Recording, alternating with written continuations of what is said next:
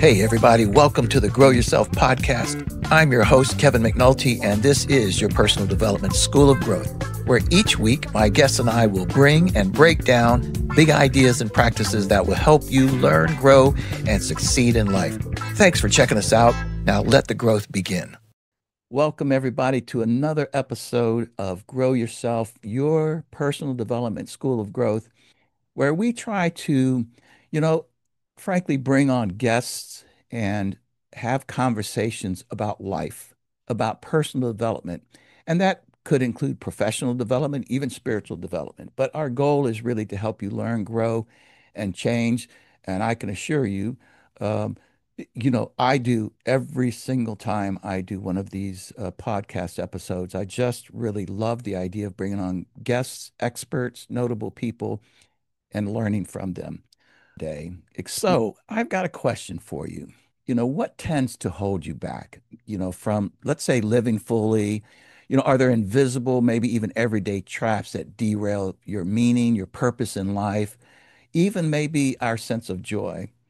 Well, that's what we're going to explore this morning in this episode. And my special guest is Gregg Vanourek.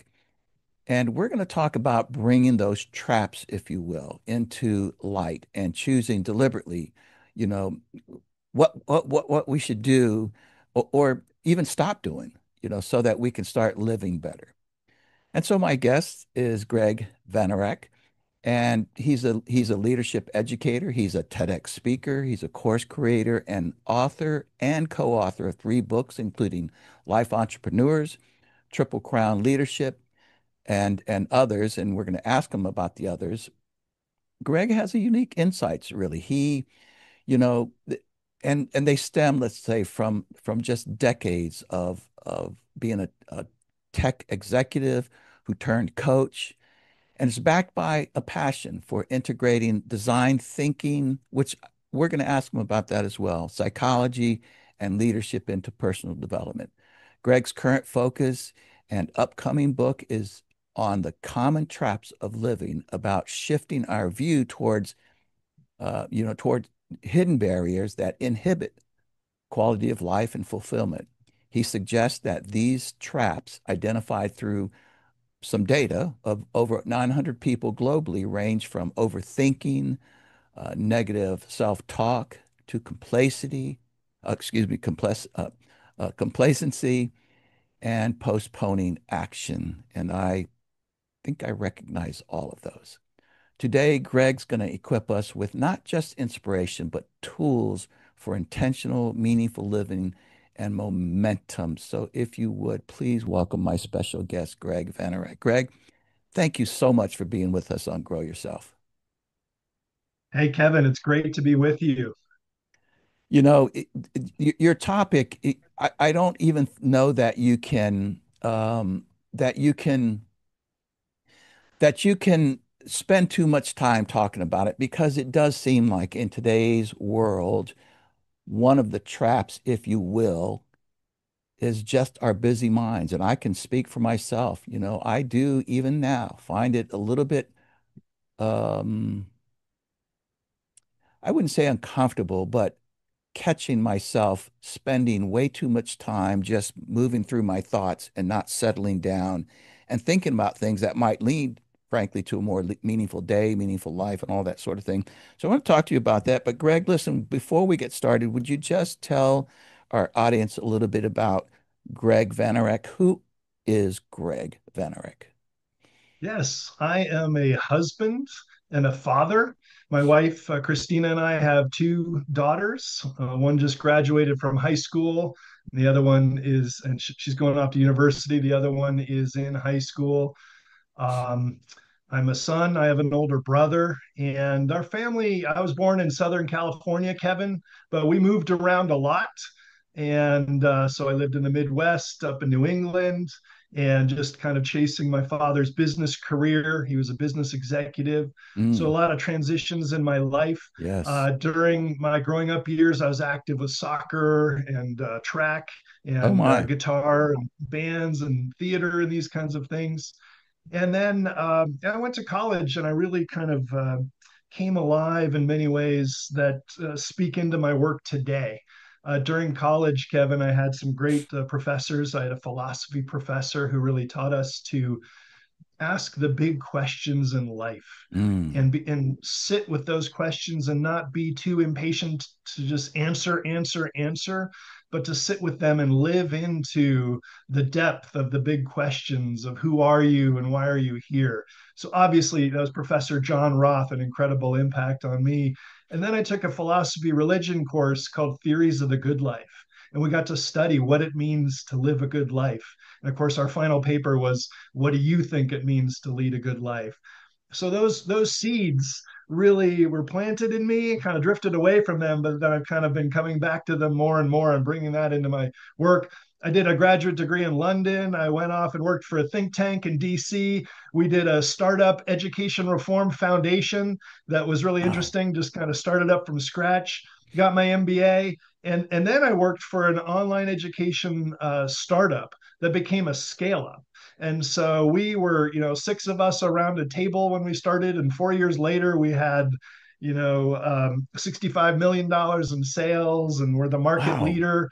And the company eventually did an IPO, and it's now a billion-dollar company serving 80 people in 80 countries around the Wow. world. But a real trial by fire, a lot of lessons learned, a lot of mistakes made. And then I kind of started my own business, and now I have a portfolio of work, Kevin, that is basically writing, teaching, speaking, and coaching around the themes of personal development Love it. and leadership. And so I'm working on my new book now. And this is what you mentioned earlier on the common traps of living. What are the things that inhibit our happiness, our quality of life, and our fulfillment? And so, I've fallen into a bunch of traps. Everybody I know has fallen into a bunch of traps. So I think it's really important that we know what they are and that we try to address them. Wow, that's fantastic. So, okay, so Greg, so the common traps. I mean, let's just jump right into them. What are the common traps? I think we can most assume, most of us might be able to assume what they are, but I want to hear from you. Yeah. Well, I actually started based on my research and experience with an initial list of 60 traps. Oh, And that was version one of the test. And so basically there are a lot of traps. The human journey has its ups and downs for all of us. But through subsequent work, I published an online traps test and started getting data on which ones were the most common. And then I've done interviews with more than 40 people around the world. I think it's more than 20 countries now, and gone deeper into traps. And so then I narrowed it down to the most common 24 traps. And so it's a tighter. So I was able to kind of see some patterns, see how some are kind of secondary traps or tertiary. What are the primary and the most common ones? But some examples of the most common ones would be things like negative self-talk. And so the way we talk to ourselves internally, it's like a mental prison we put ourselves in. We're so judgmental, we're so brutal to each other. Another common one would be overthinking. And this has different flavors. There is kind of worrying about things that are going to happen potentially, but there's also ruminating on the past and things that we've done and said. yes. Yeah. Yes. So Yes. that would be another one. Mm. Just a few examples, real quick. One would be comparing ourselves to other people, often on superficial things, conforming to what other people think, our parents or our peers think about the way we should live our lives, and really kind of living into that as opposed to kind of blazing our own path. Settling for just okay would be another example. And, kind of self doubt and Mm. limiting beliefs about what we're able to do or not able to do. So those are some pretty common ones. Yeah, no, those are common ones that I recognize, but let me ask you about the nuances of those, for instance. So let's just say, I used to tell my daughters, and I've probably said this multiple times on multiple podcasts, but that, about caring about what other people think. And my comments to them would be, you know, care what people think, but not too much. Is that Yeah. fair? Yeah, I think it is. I think the trap is being outer driven, right? And Yes. it's I literally wrote an article called Caring Too Much About What Other People Think that was Uh, related to that trap. and then the conformity that's related to that trap. And so the That point is not that did you you, should, yeah, go ahead. Go ahead. yeah. So the point is not that you should ignore what other people think. I mean, we live in a world of connectedness Yeah, where we are part of the universe and that's, community and a nation and a world, and we exist in family and social systems and friendships and neighbors and whatnot and colleagues. And of course, we need to um, be open to. And I think it's actually very valuable to solicit feedback and to be genuinely open, that's not right. just say that you're open or Yeah, appear to be open, but actually, not assume that you're right or that you're not missing something and solicit feedback. But but I think often we're pulled out of ourselves too far into yes, that land of conforming to what other people want. And this can be, so I do a lot of teaching. This can be the parent pressures of wanting you in a certain industry or a certain profession, but this can also be societal pressures and the yeah, way we actually view the world and what it means to live a good life. And so, as if the whole point of life is to climb a ladder of quote unquote success. And if you do that, that's the way to live. And now there's value in climbing a ladder. right. You can do a lot of really great things. You can serve people, you can contribute, you can earn money, you can support your family, and maybe later you can. But there's also traps there. There's traps of burnout, there's traps of disconnection, there's traps of ego and self-aggrandizement. It's all Mm. about me and my success. And so these things can pull us too far away from the core, from who we truly are. And I may be getting ahead of you here in asking though, because I have to tell you, I really have learned at my age that I'm kind of a nuanced thinker. And you're not doing this, but often even on LinkedIn, I hear these things that leadership is this, and I go, well, I mean, yeah, that's part of it, but leadership is also this. And so I say the same thing about what you're saying with this now that the nuance is that yes, we are part of community, and we should care about, conforming to a certain degree. In other words, if I just don't care about what my neighbor thinks, then I might be prone to do anything and then create a really bad relationship there. But to Yeah. your point, if I just live my entire life based on what they think, then there's a lot of pressure or a lot of constraint behind that. So my question is how do you sort out the nuances there? How do you balance that in your head? Yeah. So first, let's just go deeper on the problem. Let's talk about Please. what to do with it. And so, Father Robert Spitzer from Gonzaga University talks about a disease we have in our culture. He calls it the comparative ethic. So Yes. we're walking around constantly comparing ourselves and judging ourselves to how we stack up against our neighbors, our colleagues, expectations. And often, it's kind of my career status or prestige, income or wealth, what car I drive, where I live, where I vacation, how many Mm. likes I get Mm. on what social media platform, blah blah blah. Hmm. And it's insidious. Often we're not even aware we're doing it and we can't shut it off. And it's Mm. often making us miserable because the kind of operating assumption is that like we're supposed to be the best at something. And Yeah. if we're not, we should feel bad because they've got more money or they're more beautiful or they're more successful or they're have a nicer home or whatever it is. And it's like, well, is that the point of life to be the best? Is it a competition? Yeah. Is that what life is, in fact? And you're supposed Yeah. to win, and other people are supposed to lose. And so it takes you to some dark places. And so it's been said that comparison is the thief of joy. And I think Mm. it really makes you miserable. And so his antidote to that, by the way, is what about instead of having a comparative ethic, having a contributive ethic?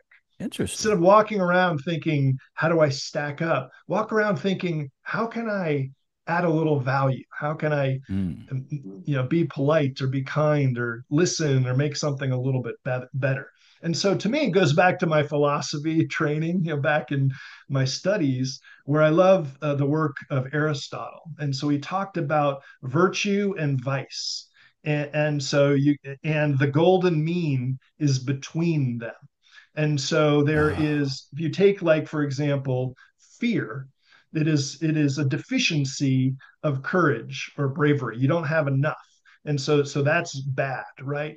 But there's a point at which you have too much courage and it becomes foolhardy. You're being ridiculous and it's dangerous to you and your comrades because you're walking into a situation that's where you're totally outgunned and it makes no sense. That's not bravery. That's foolhardiness. So the golden mean is courage. It's kind of, Yeah. and so you have to find the virtuous point in between these two extremes. And so this outer driven versus inner driven, I think it's valuable. Aristotle speaks into that, right? We don't want to be totally outer driven, right? Where other people are directing our choices and our values and we're living according to a map. But if we're just totally inwardly focused, and that's also a problem Wow. because there's other traps of disconnection, and you want to be in community. That's part of a good life as well. I love that. Finding that is the nuance, isn't it? What did you say? The virtuous, find Yeah, the golden mean the in golden between. means. Yeah, Yeah, the in yeah, between place. I often talk to people about, like, when I'm talking a little bit about, personal branding, like who you are as a person or in your work as a leader. And I would ask them the question. I say, kind of along the lines of what you're saying, or maybe what Aristotle said. I would draw this. I have this, like a graphic that shows like an audio meter, where it goes up to red, and if you're too far into something, or yellow means you're mm, starting to clip, and you want to keep mm, it down into the green, maybe mm, just touching the yellow. yeah, And I would try to help people understand the difference between being confident, pinging that green at the right time, maybe slightly into the yellow. And then I would ask, well, if you overdo confidence, what does that turn into? And most people say, yeah, you start to become or sound cocky. yeah, Well, that's the difference right there, is that when you start to sound cocky, it gets into the red and it yeah, starts to overwhelm you or other people, whatever the case might be. It's kind of what I hear you saying here, which is yeah, powerful. yeah. Please. Yeah, I think that insecurity would be too little confidence, right? And Yes. cockiness and arrogance would be too Too much, much. and so it's too much of a good thing. And so confidence is that golden mean, but you have I to love that. build confidence the right way, genuinely. I mean, sometimes there's a little bit of fake it till you make it, so because you can stretch into things, but more often you just have to put in the work. You have to Mhm. try things and fail and learn and get feedback, and you just kind of earn confidence by becoming better and through competence and character and trial and error, and that takes courage to I get to love that that. point. So it's not something that's a show where you're kind of, or you're manipulating people through. It's something that true confidence is genuine. It comes through earning it the hard way, often over years. And people just, it's a very natural law. People can see it. They know it when they see confidence, and they know cockiness, or they know, sort of the other end of that scale of lacking confidence. So, Yeah, Greg, what about, I think this is one that we all deal with. I've certainly dealt with it a lot in my life and still do. It's the important idea of self-talk and negative self-talk. Can you speak to that?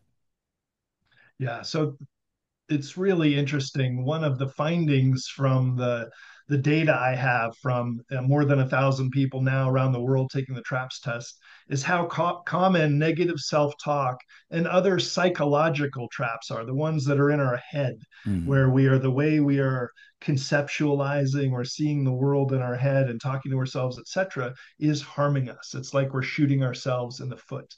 So, Hmm. I call it a mental prison because it's just something where we are just brutal to ourselves. It's just unproductive and it's unfair. We hold a standard to ourselves, and I think it's related to ego. We get triggered, and so in a Hmm. situation where we didn't do as well as we should have, or we said something the wrong way, or we didn't win the game or whatnot, we can Hmm. just go off and just be brutal. You're such an idiot. I can't believe you did that. I can't believe you said that. And often people say you would never talk to a close friend that way? Why are you talking to yourself that way? Because it's really harming you.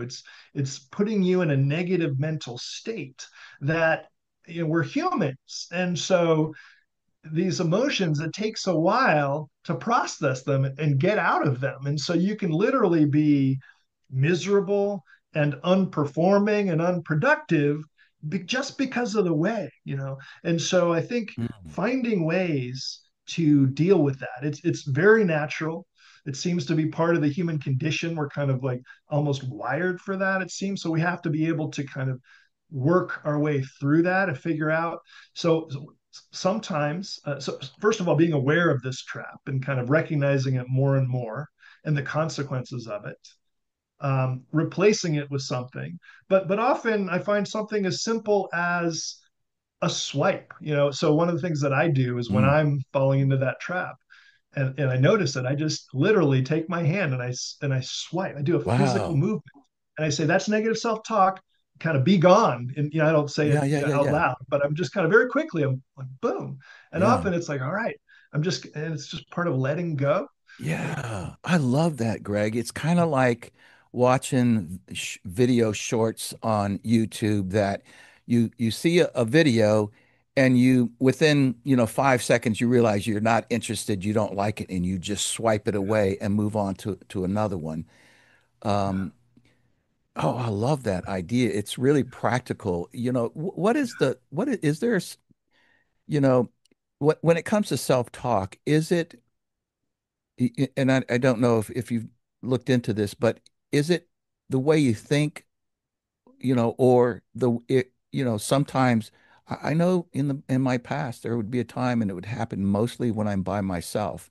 I would speak out loud very negatively about something, kind of what you just said, Kevin, you're a dumbass, or something like this, or say something really negative. So does one have a greater impact than the other?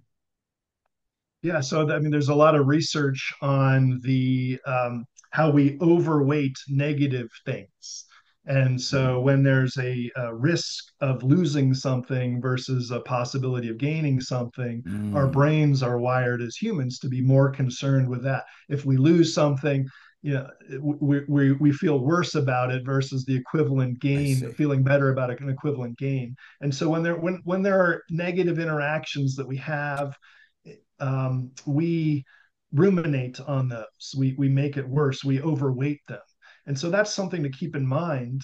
Is getting out of balance with that and trying to put I things see. back into proportion because we're often not viewing things correctly or in perspective, right? And so we're often missing things or misinterpreting things because of biases. And so this relates to the related trap of kind of fear. So you get into fear Love it. mode, and often the fear is a phantom. The reality is not as bad as you think it is or it might be. Yeah. And so then again, it takes you into this negative state.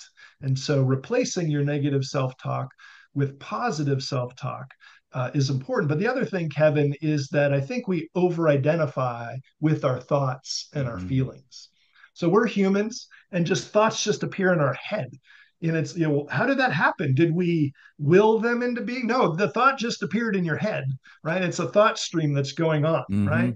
And Yeah. often there's a lot of chatter, there's a lot of noise, and there's a lot of negativity.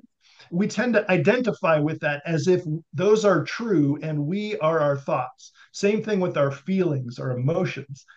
They come up. It's natural. Somebody says something, you feel offended or you feel hurt or you feel criticized or whatever. You have this feeling, it comes up. You are not that thought. You are not that feeling. So having this ability to kind of breathe, to separate yourself and just kind of observe it, and then to start choosing those thoughts and feelings. Now, I'm not saying you want to deny your feelings because Right. there's actually value in letting feel. So this is thoughts versus feelings, letting the feelings course through you. And if you don't, you're going to kind of sublimate, and they're going to just linger in there in your body and your psyche and whatnot. That might cause so often we actually want to cry or we want to feel sad for a bit, but Yeah.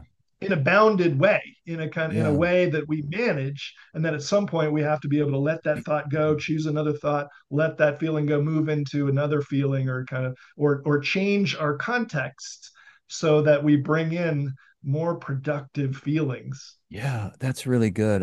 I so appreciate again the nuance that you're putting in here. You're not stacking it all on one side, but it's okay to feel, but maybe don't overfeel. Don't ruminate over it. Let it come and then let it go.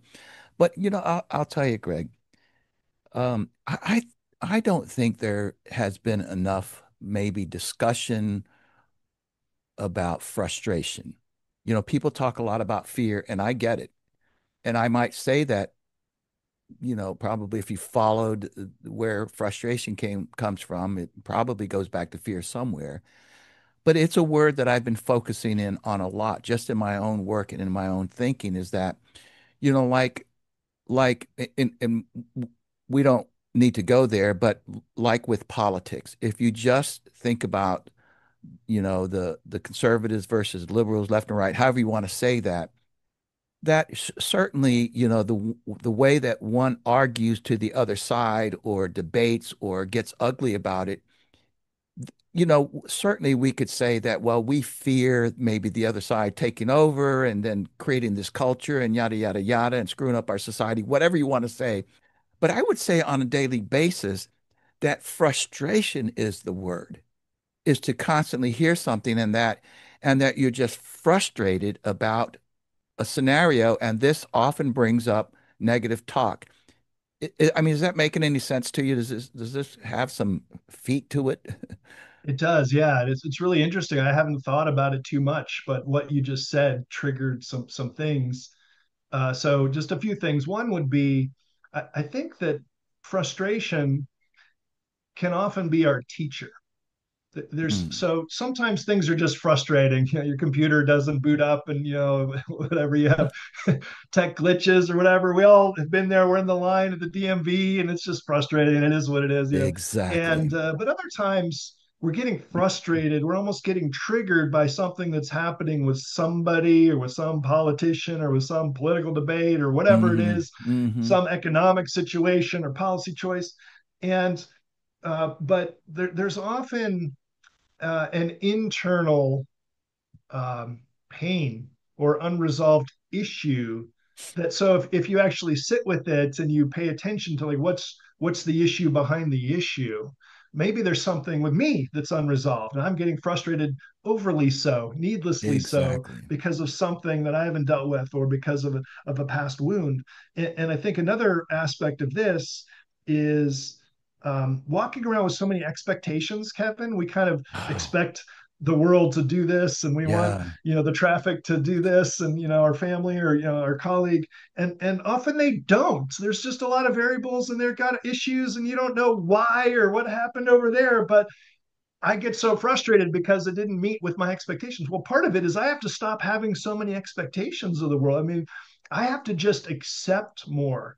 So there's a wonderful concept from Tara Brach called radical acceptance. Mm, Now, it doesn't mean passivity. It doesn't mean that in the face of evil in the world, you just let things go. I mean, obviously, sometimes you need to stand, and we need to take action, but we need to take virtuous action and wise action.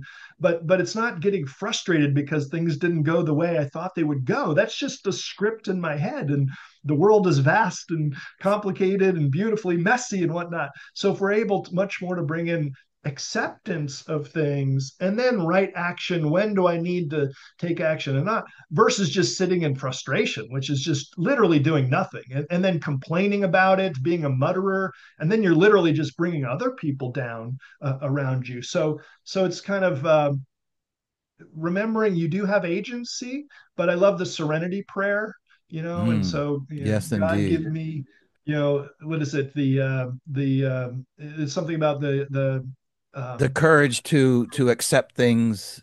yeah, so Yeah. it's like To, the wisdom. yeah. It's about Yeah. Yeah. Yeah. recognizing things as they are, courage to change things, Yeah. um sorry, serenity to accept things as they are, courage to change things when necessary, and the wisdom to know the difference, I Yeah. think. And so Yeah. that's a really important point, and often we kind of lose that perspective. Yeah. So how does one practically do that? So let's just say that, I imagine it starts with self-awareness. If you see that you are just constantly frustrated about everything. Maybe one way is that you become aware that you're overreacting too often, too much, and for too long. Where does a person like that start to pull that back and to, allow for some frustration, but not let it lead their life? Yeah. I think on a day-to-day basis, these frustrations will arise. That's just part Mm-hmm. of being human. Mm-hmm. And so having good productive reactions. So I think breath, literally just becoming more Mm. present, breathing into it, some way of trying to take a larger perspective, to give some kind of grace, to kind of, point to, I'm of the Christian faith. And so if somebody offends you or does something in traffic, but I don't know what's going on with them. So I'm just going to give it, maybe it wasn't personal to me. Right. Maybe I shouldn't take it personally and be Right. so offended and frustrated. Maybe I've done that before too, and maybe I would do it in the situation, or maybe they didn't see, who knows? And so breathing, calming your ways to kind of come back to kind of baseline, some perspective and grace. But then on a more long-term basis, I think that the daily habits of self-leadership and renewal. Oh, yeah. So it's starting by owning your day. And so for me, that means waking up and not getting into the feed, but reading, doing some kind of deep reflective reading, prayer, morning walk, enjoying my tea. And then I feel like, okay, I've got it's my day. I'm not going to just react to just stuff, Yeah. whatever's in my email feed. And then rituals of breaks, and going outside for a walk or getting exercise at night, having a good shutdown ritual. And for me, it's kind of my gratitude practice, thinking about what went well today, at least three things every day. And often it's, oh, there are five or six things I forgot about, that one, whatnot. So those practices of daily Practices. habits, I think, can also help lock you down so you don't get triggered. Yeah, I think I've heard this before, but I like the way that you put it. The idea of being proactive, getting up in the morning and instead of just, just rolling out of bed, maybe even sometimes grabbing your phone and immediately seeing something negative that could set you on a bad trajectory for the day. I'm not going to say that just reading one thing will set you there, but it has more of that potential rather than, as you said, be more intentional when you wake up, own your day, make a decision. Kevin, what happens today, you're going to own a great part of that. And so, you know, Yeah. set your mind up nicely with, again, whether it's prayer or devotion or whatever it is that sets a positive tone, a healthy tone, probably is a good place to go. Yeah, and Kevin, I think in many ways the modern world is working against us I in agree. that Hmm. in that area. I mean, with the technology and the smartphones and all Hmm. the devices and all the media that we have to stream and come at us, it's those companies and those algorithms are so good at pulling us Yes, into they are. outrage or fear, and kind of monetizing our attention. Basically, we're being used by them for these incredible, trillion-dollar plays. Now there's value too. It's incredible how connected and how much Hmm. we have at our fingertips, and so we don't want to get carried away. I'm not a luddite. I believe there's great value here, but it is a trap. And it's also, I think, in the culture of where we live. And so we're in the United States here, where you and I live. I lived in Europe for 10 years in two different countries, and different ways to live in the world, and to think about work and life,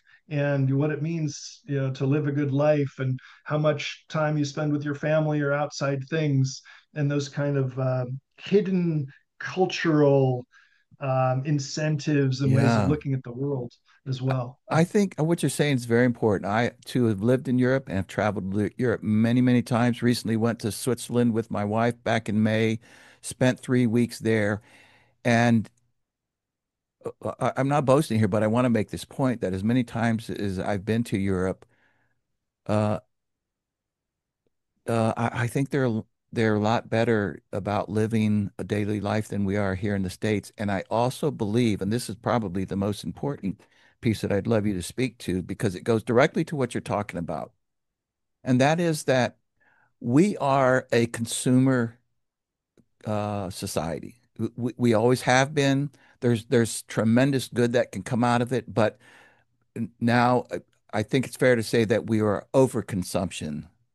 And so when you talk about algorithms and negative self-talk and all the things that we feed in our mind, it's fair to say that we're over-consuming that and therefore creating more difficulties for ourselves and maybe even our community or whatever the case might be, where I just don't see it that much in I didn't. I mean, granted, didn't live in Switzerland, but I pay attention.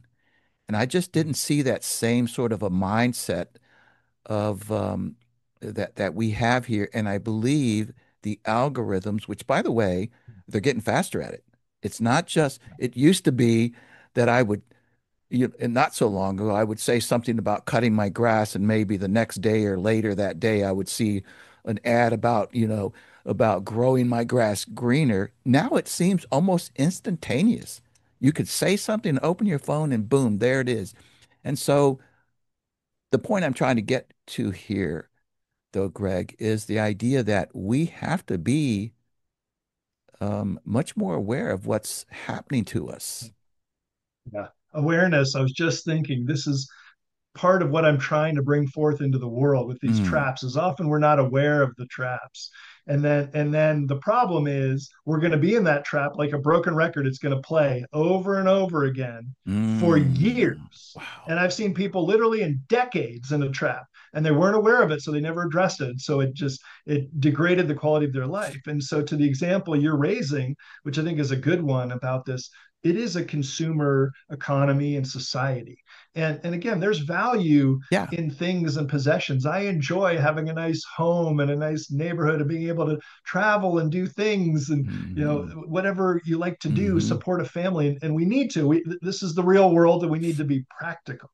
The trap that I talk about related to this is excessive materialism, right? And so Yes. it is being so caught up in things and possessions and related aspect. And the reason is often for status, ego, prestige, comparison, that Yeah. we underinvest in Yes. other non-material things like relationships, right? Yes. Like our health, and then like spiritual aspects to you. For me, it's connection with God, or however people perceive it, connection with something bigger themselves than themselves, or even just being a part of nature and feeling truly a part of Yeah. nature and the world and the universe. And so these other cultures, and so in Europe, there was a much different outlook on the way on how much you should work.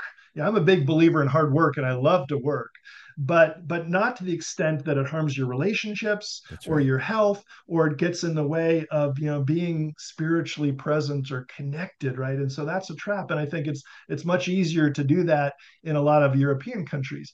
In a lot of Asian countries, they have these long civilizations. We're a new country in many Yeah. ways comparatively, and so they take this incredibly long-term view of things, and they're able to, and as opposed to just the short term, the quarterly profits and the da, da, da. Yeah. And there's value you need to toggle between both the short term and the long term, but if you Right. lose sight of the long term, like what's my Right. life or where are we going as a country, where are we going as a company, as a leader, that's part of the job of leadership and of leading yourself, is keeping that horizon in mind. Where do we want to go? Otherwise, you're just drifting, and being pulled Yeah. away. Wow, that is so well said. And again, I want to just mention again that Gregg Vanourek is bringing up the nuances. He's not saying, yeah, don't work hard, but don't work so hard that that it costs you the rest of your life, your family, your relationships, as you just said.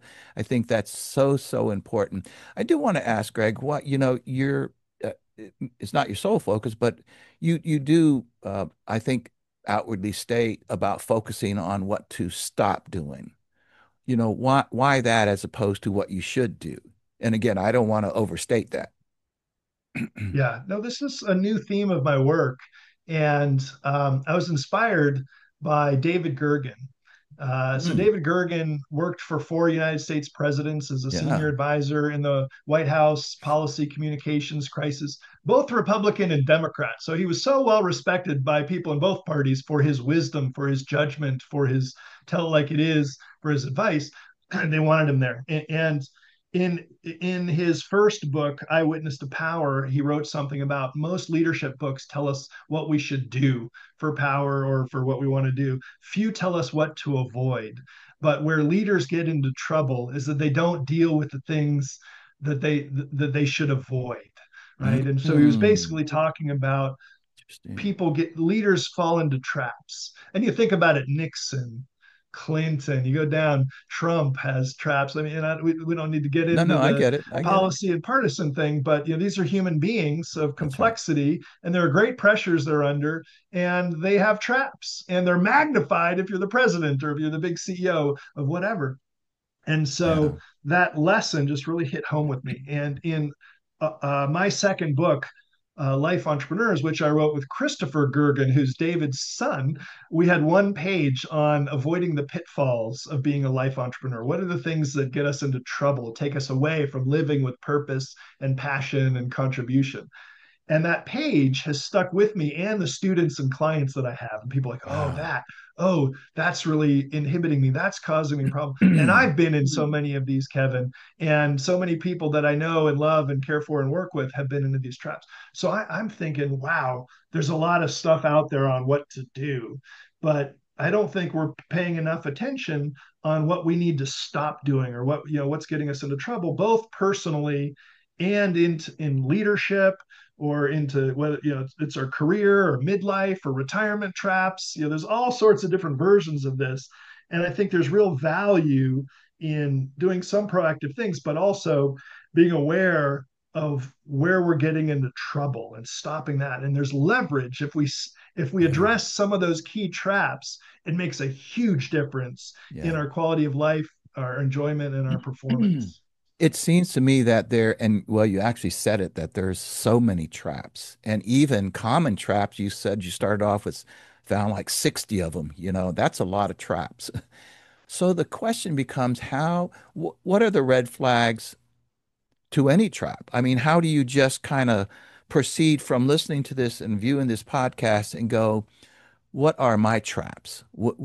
Where do you go from there? Yeah. So I think that so I have an online traps test, and it's a Nice. good place to start. So I started with the 60. Now it's the 24 most common traps, and so it's a simple self-assessment. And I think actually it if you just so each word negative self-talk has a description or a definition: overthinking, settling, self-doubt, comparing, conforming. You go down the list, overthinking, and so it's pretty easy when you read it. You're like, oh, boom, I'm in that trap. And there's a scale. This doesn't affect me at all, Yeah. this affects me somewhat, all the way up to this affects me in a major way. And so it's a self rating. And so number one is you can do something like that. um, Even better if the tool actually has sharing functionality, so you can kind of send it to a friend and ask them what traps are they in, I or love what that. traps do you think I'm in, because I think sometimes that's we have blind spots and we're not aware of things. And so, and by the way, these lead to really rich and meaningful conversations with friends and colleagues and loved one. If you want to do this with your spouse or partner, with a friend or a close colleague, it's really rich, because then you can also, so there's connection in the vulnerability of like, yeah, I'm in this trap, mm, and I'm just, it's a little embarrassing, or I'm a little ashamed of it, or it causes me pain, but I'm willing to share that with you and trust you with that. You're not going to use that against me. You're not going to judge me for it. And it opens up this possible, oh, I'm in some traps too. And then you can have this, get away from the superficial, ridiculous stuff, and have some depth of connection and relationship. But there's also, I think, Kevin, you don't need to take a traps test. You can, if you really pause to think too, if you look back on your life, for example, and you really think about the big challenges, or the failures, and I'll say temporary failures, because there's often a possibility for redemption or learning and growth out of your failures, which I know is a big part of your work and your story. Kevin, then I think you could actually probably map, like, are there some patterns here? Are some themes? And you kind of trace it back. There's Yeah. probably a trap at the core of some of those things that have reoccurred for you. That makes a lot of sense. And I was just about to sort of go in that direction about trying to figure out, I'm afraid if I took this assessment, this self-assessment, that I would be overwhelmed by my own traps, by the amount of traps that I have. And so I think Yeah. you kind of answered that, though, that if you also answered the question, it sounds like, you can prioritize maybe the ones that are, let's say, having the greatest impact on your daily life or your life in general, right? Because if I take the assessment and I come up with 20 traps out of the 24, I'm like, yeah, I do all of them. It's in some Yeah. form or fashion. I got to prioritize it if I want to start tackling one, right? I'm not sure what the question Yeah. is, but No, so it's interesting when I present the traps to a group, like I do with leaders or with students, and I also have a version on our leadership website of leadership derailers. It's interesting. mm, So often, what I'll get is, I say, raise your hand if you're not in a trap, and nobody raises their hand. It's never happened ever, right? So raise your hand if you're in a few traps. Most people raise their hand. Raise your hand if you're in five or more traps. A lot of hands. Raise your hand if you're in half of the traps. Raise your hand if you just circled the whole thing. And I get a lot of hands every I believe time. it. And even with like highly accomplished, impressive, entrepreneurs and executives and people really, wise. Again, it's part of the human condition. And so these are the common traps of living. The point of this work Mm, is not, oh my God, look at this. I'm so terrible. I'm in a bunch of traps. The point is, like, welcome to the club. Welcome to the human experience. It's you gotta love okay. it. Give Yeah. yourself grace, right? And by the way, you're probably being more honest than other people. There's probably a lot. The Mm, value of this depends in large part on your level of self honesty. And there's some people who are in denial about things and they kind of yeah. they kind of fudge the numbers a little bit. And Yeah. there's other people who are like too brutal to And themselves. Paulo Coelho, the Brazilian novelist, he mm, wrote The Alchemist. He says, if you hmm want to be successful in life, you must respect one rule: never lie to yourself. Part of this Oh, traps wow. test is stop lying to yourself, stop denying. You've got to own it. And so it's awareness and then intention and then action. But to your point, Kevin, you got to take focused action. I don't want to work on 20 traps at a time. That would be unproductive. It would be so diffuse. I'm going to take my top trap and I'm going to focus in on that. And I'm going to get some progress and leverage. And then I can move my way Wow. over to the next biggest traps. I don't want you working on five traps at once. Sometimes there's natural spillovers, but I want you to take focused action and give yourself grace while you're doing it. That is so well said. And I would imagine that once you become the more you tackle these traps one at a time, would it be fair to say the more skilled you get at tackling the traps? Yes. Yes. And you build confidence because Yeah, you're a trap buster, a right? trap And it's like buster. you earn that confidence over time. And so and Mm, then you get in the habit of the kind of person who grows through things and kind of figures things out. You're like, wow, I've overcome that trap. And now maybe not forever, maybe it pops back up and that's okay. We don't expect perfection. But absolutely, there's a momentum that comes here. If you have the discipline to stick with it, and I mean, it's hard. It's like, oh, I'm in a trap and this has caused me a lot of pain. yeah, You gotta like, okay, you gotta yeah, process that a yeah, little bit. yeah. But then it's you set an intention, like I would like to stop the broken record from Yeah. playing. Please. It's Wow. too painful. It's just not serving me and others. It's harming my kids or my relationship with, whatever. And then it's like, all right, I'm making progress. And Wow. it's just slow, daily, consistent progress. It adds up over time. So I've got a couple of leadership questions for you. One, what would you say is one of the big traps for, let's just say, even a seasoned leader? But also, what is the one trap that you would caution for an aspiring or a new leader? So let's start with the seasoned leader. What's the big trap? Yeah. I'm sure So there's many, but maybe if you there's can so narrow it many. down Yeah. to one. Yeah. And I've got a separate leadership derailers assessment. That one still has 60. There's actually 60 there. Oh And my. at some point I'm going to narrow it down based on the data. But so a big one, Kevin, I think would be ego. And this is one of those traps that cuts across the life traps and the leadership traps. To me, it's a mega trap. It's one of those things that's underneath a bunch of the other traps, I get it. right? And so the ego is, it's all about me and what I want or how I look or how much authority I have in the organization, or I'm looking at the press clippings, like, oh wow, look at that Look at person, that. Yeah. they have this title, or look, they've grown the shareholder value by X%, and look at the stock Mm. price or whatnot. And it just becomes too much about you, right? And it's like life, we are a small part of the universe. They're here for a precious amount of time. And, Yeah. and there's so much we've been given, and we're so reliant as a leader on our colleagues and on good followership and on other market conditions and whatnot. And so it's not just about you. Big trap. But let me ask you this though, that the opposite can also be about ego, right? Lacking confidence, but you're still self-centered. You're still focused on almost the victim mentality. The ego plays a part, I believe, in that.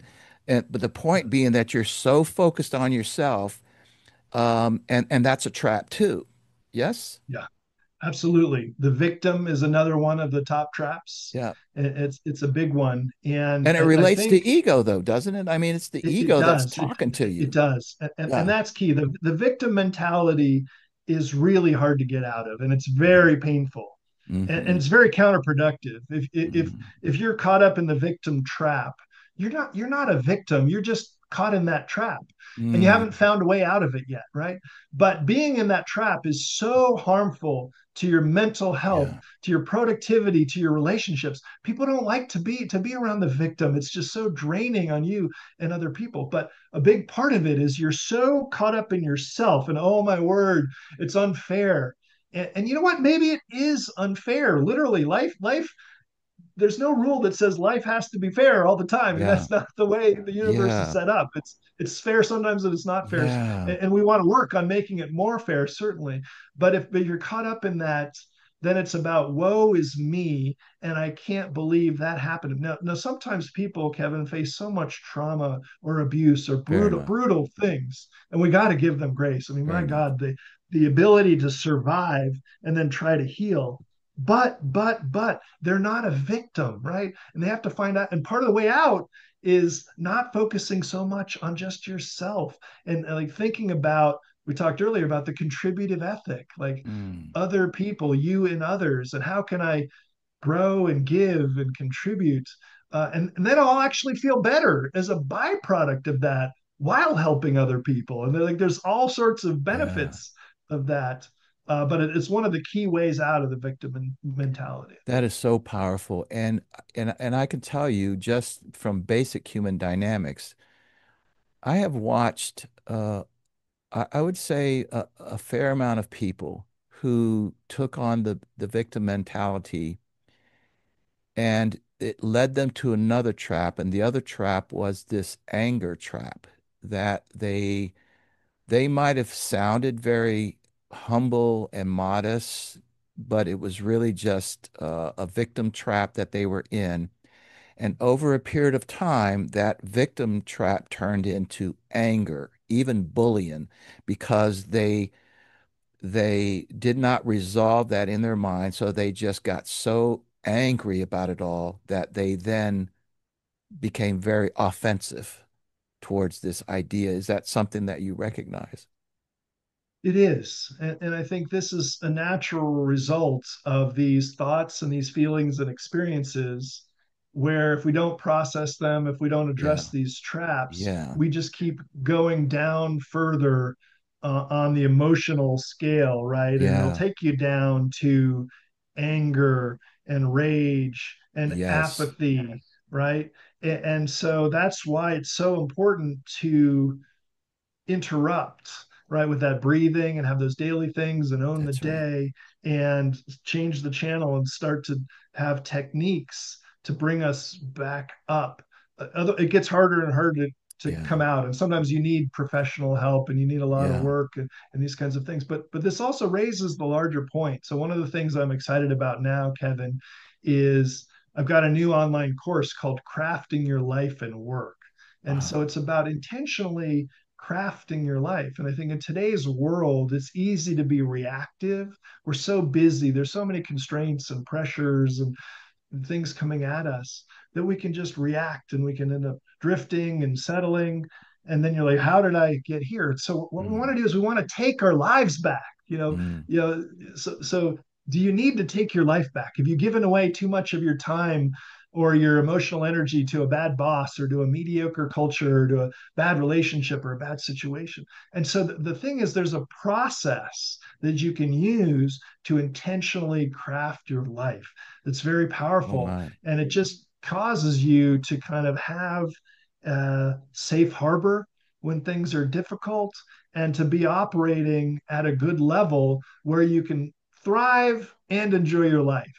And so I really think people should pay more attention to intentionally crafting their life, short term and long term, and connecting those. Well, very shortly, I'm going to ask you where people can find all of this. But before we do that, what is just maybe to the process that you just talked about? What's one step? What is, if somebody walks away from this, what's the first step they should take?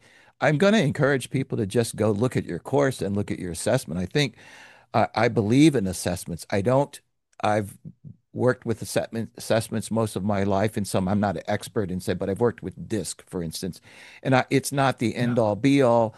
But the point is that I believe anytime that you can take it like a personality assessment or a TRAPS assessment, you're informing yourself, and I think that can be very important. So, Yeah. so I believe assessments are important. But give us that one thing, that Yeah. first step, maybe, Greg. Yeah. And if you're interested, I could kind of walk you through the overall flow too, kind of the big picture. But the one step I'd say to start with, Kevin, would be uh, to assess your quality of life, actually, to do Oh a check my. in. And Oh that's my. another tool I have. These are all free tools on my website. I've got a quality of life assessment. It just takes 10 areas of your life, and it Hmm. defines them. And so it's things like your finances, your health, your relationships, your education, your fun and activities. And another one is your personal core, which is more your personal foundation. Like, are you feeling content, and do you feel gratitude, or you're spiritually grounded? And you just rate yourself on a scale of 1 to 10. And there's a bunch of other assessments out there, but just the simple act of doing a check-in with your life, it tells a story, right? So most people aren't a 10 on everything, mostly you're not a 1 on everything. And so, you might be very high in some areas, but you might be low in a couple areas. And then you say, well, is that okay right now because of the season of life I'm in? We've got babies and toddlers at home, and we need to be focused on this, and we can't do that right now. Or has this been too long that I've been like a 4 or a 5? Or has it been I'm at a 7 now, but I really want to be a 9 in that area? And so it gives you the opportunity to say, how does this hold up? Am I okay with this? And then it immediately asks the question, what am I going to do about this? And again, it's Yes. focus. Which one am I going to pick to Wow. focus on? Yeah. That brings me, that gets me thinking about my pastor and my friend, John Hinkle. I'll just say his name. I'll never forget this. This was, many years ago, probably 10 years ago, maybe a little bit more, that we would do these mission trips, and we still do, or the church still does, down in Nicaragua. And we were down there, and I remember, I think just one of my daughters was at this particular one. And we all, so we sat around this, in a seat inside of this area, in seats in a circle, and all the locals were with us, the Nicaraguans who were with Young Life and all these sorts of things. But we were all in a circle, and I'll never ever forget this. In fact, I've been using it ever since. Thank you very much, John. And he simply asked the question, "What burdens you?" Mhm. And first of all, the quietness that came over the place was first astonishing. But I remember as we went around and as people started speaking, and each person had a chance to say something, a lot of tears flowed out. But I bring that up and I ask that now in my workshops and whatever. I do sometimes get to that point as a leader, what burdens you? And it's not to focus on the negative, but it's, I think back to what you just said, and that's what really prompted this, is this idea to do some sort of a inventory of your life, that people Yeah, can ask very simple questions. What is my greatest burden in life? yeah, And as we like to say in this world, you sit with it for a second. yeah, I think, I sounds like you're, well, and you just said it, you're a Christian as well, and these are good things, of course, to turn over to God in our way of thinking, but it's an important starting place, as you just said. May you just share a few seconds about that?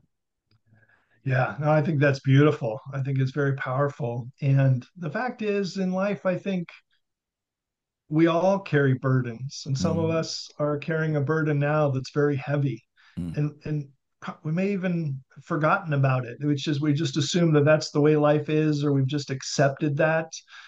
And it's very powerful to just reflect on it yourself, and but also to do that in community, to have a conversation, and mm, it's be like, just to be recognized that you are caring, and just have somebody mm, not try to sit there and fix you, but mm, just like, wow, mm, that sounds hard, or I see you, I see mm, the truth, and that you've been carrying mm. that.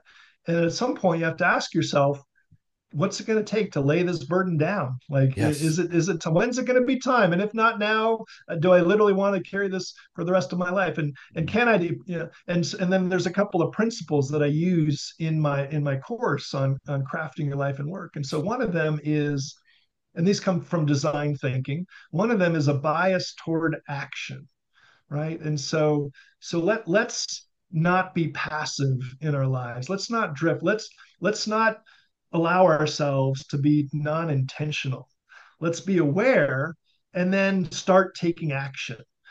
Try things, experiment. It doesn't have to be you have to solve it. It doesn't have to be this massive wow. thing. Because often we're not ready to do. We don't know all the steps, Yeah. but we have to start. And when we start, we Mm. get, we build momentum. So Oh principle one is a boy. bias toward action. Principle number two is what they call radical collaboration. Don't do it alone. You're not. We're human, and we're meant to be in relationship and community with each other, with the world, with God, however you conceptualize it. And so we're way too much of a maverick and a cowboy and cowgirl. We do things alone, and we need help, and we can help other people, and just actually being aware of each other's burdens and being in conversation and being in solidarity is valuable. And often people, oh, I know somebody, or have you read this book or whatnot? And it's like but just having somebody there with you, and so being much more in the habit of asking for help, or just having conversation. What's your quality of life? How are your scores doing, or what's your burden? To your point, it's just, it feels so much better. You feel like Wow. I'm not alone. I don't have to Wow. carry this burden alone. It's powerful. Dude, that is so, so powerful. I got to say this, and I mention this often, that I coach a middle school tennis team, and it's one of the great joys of my life. But even just last night, we had finished practice. We're getting ready for our season. I had gone the wrong way to my car, and then I realized that I had parked on the other end of the tennis courts, and so I turned around, and I was behind a coach of another team and two or three players.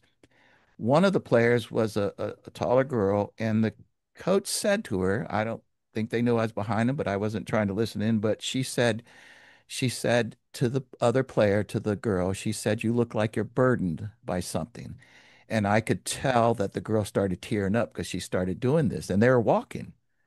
And she said, "Do you want to talk about it?" And they slowed down, and I just zipped around them. But I bring that up kind of to your point, man. People around you, or I would say this to others, notice when people are burdened, or when they're struggling, and you don't have to dive in and start giving them, advice or anything like that, but sometimes just asking them, you okay? Or would you like to talk about it? And of course, if they say no, you leave it alone. But I think that's part of, part of what I hear you saying about this radical collaboration. Yeah. Yeah. I think that's a nice takeaway. If anybody listening to this finds value in this or recognizes that they're in a trap or they're in a burden, one would be, okay, what specifically can you start doing about that with the Mm, bias towards action yep. and just have an intention and be willing to try. But two is, who are you willing to share this with? Who are you Mm, willing to share a trap or a burden with? mm, And then maybe ask them, are you in a burden, and just be in conversation, not with a heart to fix them or to change or control them, but mm. just to be Express. present with them. Yeah, I love that, And man. that's a great start. Yeah. I love that. I love that. Well, listen, if you would please do uh, take a moment, as much time as you want, tell people where they can find you, where they can find your materials. And by the way, if there's anything that you wanted to mention that I didn't ask or that we didn't talk about, feel free to do that as well. But I certainly want people to know where to find your information and so forth and contact you. Yeah, well, thank you for asking. And so the best place is my website, which is greggvanourek.com. It's kind of long, so it's just Gregg and then Vanourek, Vanourek.com. And there you have everything. You have the links to the books, Life Entrepreneurs and Triple Crown Leadership. And then you have the new online course that I launched. It's the new asynchronous version or self-paced, which is crafting your life and work. Love it. And then you have the TRAPS test, which is for you have the quality of life assessment, you have the leadership derailers assessment, and a bunch of other resources there. But I'm really excited about that crafting your life and work course. I think a lot of people are struggling. They're thinking about what's next in their life, or they're in a transition, or maybe should I stay or should I go? And this is a process that helps you through that. And then this traps work is leading to my next book, and so I'm working on this book on the common traps of living, so that's going to be coming out Wow. in probably next year. But really excited about that. I hope we can help some people get out of some of these traps. Well, and I often ask how I can help, but I just heard it just now, when you come out with that book or get ready to launch it, please be in touch with me and let's do this again and shout that out because you do have a unique perspective as I mentioned at the beginning, and your focus on the traps is so actionable, and I really, really can appreciate that. I also know that the work that you're doing, and as you've churned it out, even just writing books or whatever the case might be, is a ton of work that you've put into blood, sweat, and tears, and so now you're sharing it with the world, and I have a great appreciation for that, Gregg Vanourek. Well, thanks, Kevin. I know, yeah, I just love to be of service. I'm passionate about this work. I'm on this journey and working through my own traps, as you probably are. I know You you've better said that believe you it. are, Hmm. and I appreciate your heart of service that comes through loud and clear, and your focus on growing and developing, and Hmm. also turning difficult transitions into opportunities to grow, which is a beautiful thing when you can do it. Well, thank you, man, so much for being on Grow Yourself. What a terrific, you know, just actionable episode this was, and I sure appreciate it. Yeah. Well, thanks, Kevin. It's great to be with you. My pleasure. We'll talk to you soon. Sounds good.